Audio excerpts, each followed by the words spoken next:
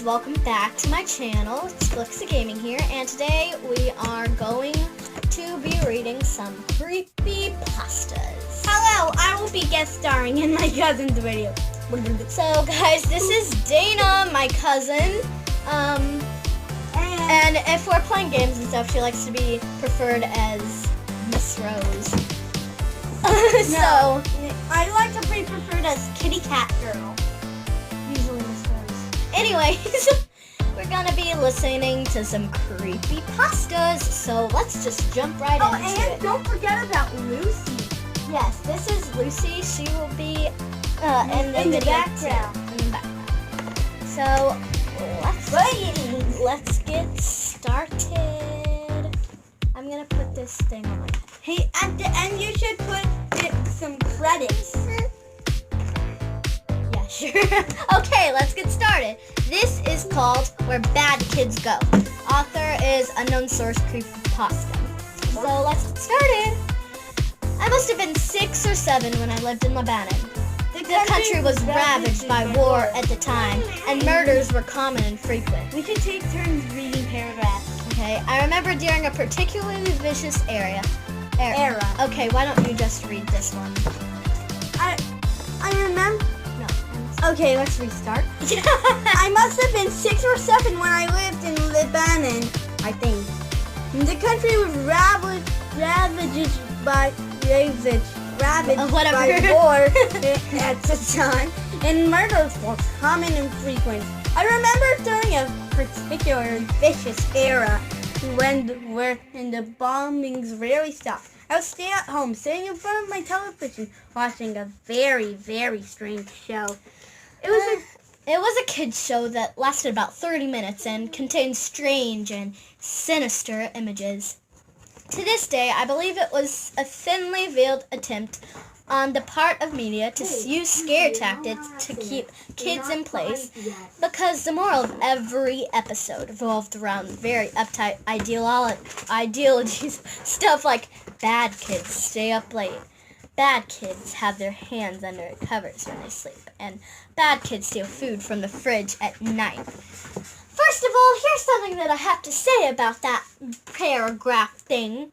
So, if that kid was a good kid, whoever did this show, I don't understand how they would know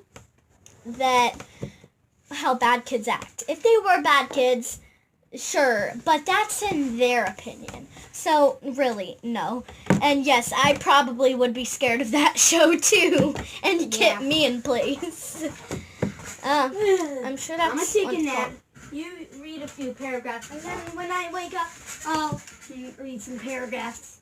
It's gonna be, if you take an hour nap, the video's already gonna be done. Okay. It was very weird, and in Arabic to top it off. I didn't understand much of it, but for the most part, the images were very graphic and comprehensive. The thing that stuck with me the most, however, was the closing scene. It remains much the same in every episode. The camera would zoom in on an old, rusted, closed door. As it got closer to the door, strange and sometimes even agonizing screams would become more audible. It was extremely frightening, especially for children's programming. Then a text would appear on the screen in Arabic reading. That's where bad kids go. Eventually, both the image and the sound would fade out, and that would be the end of the episode. About 15 or 16 later, I became a journalistic photographer. That show had been in my mind all my life, popping up in my thoughts sporadically. Eventually, I've had enough and decided to do some research. I finally managed to uncover the location of the studio where much of that channel's programming had been recorded.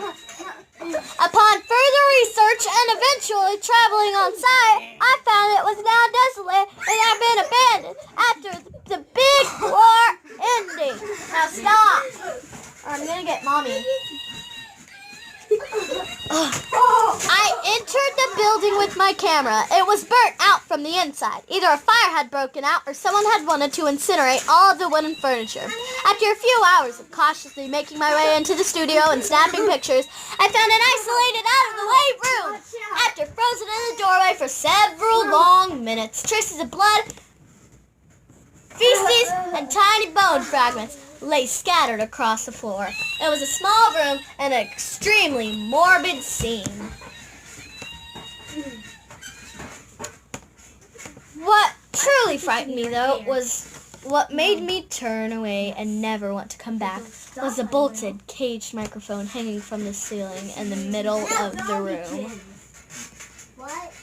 That's very creepy. Very. Let's go back to the thing. Traces of blood, feces, and tiny bone fragments lay scattered across the floor. It was a small room and an extremely morbid scene. That's very... Can you please be quiet? I had my lips on this. Let's do another story. Smile Dog, with that. How about the woman in the snow? I'm not gonna read. Wait, what? Kogen is a forest in northern Norway. I recently moved to Lake. All of this is nonsense. I can't read it. I recently moved to. I'm closing the door.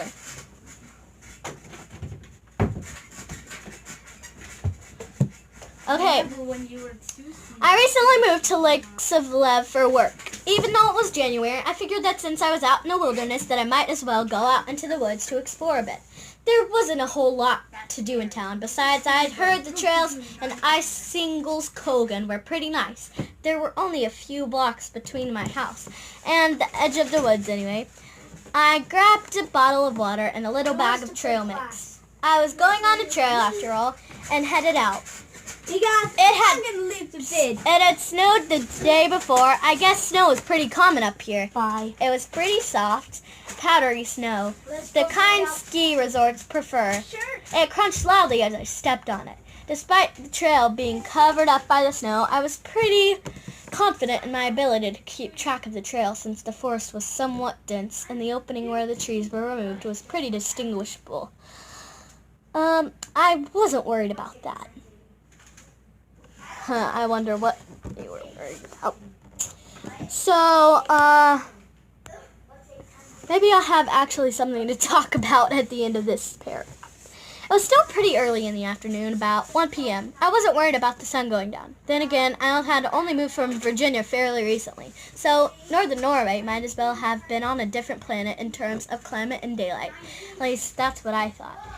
It might have been such a big change that I was seeing as being bigger than it was, but I digress, whatever it's called.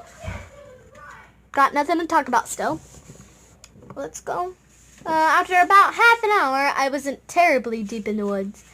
I was just moving at a pretty leisurely pace, after all. I had passed a lot of scenery, but nothing that really stood out.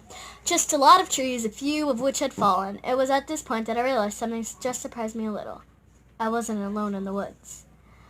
I stopped briefly when I noticed that a few flakes were weakly drifting to the ground, and noticed that I could hear something else. I would hear the sound of snow crunching under a human's feet. They didn't sound like they were wearing heavy boots or anything. It was quieter than that. I could only really tell it was a person because it was clearly 2 feet. Crunch, crunch, crunch. They sounded distant, just barely close enough for me to actually hear it. The woods were pretty quiet. It wasn't windy or anything like that. That's kind of creepy. Quiet it is. Like, what if somebody was walking barefoot? Like, oh my gosh, like you see them.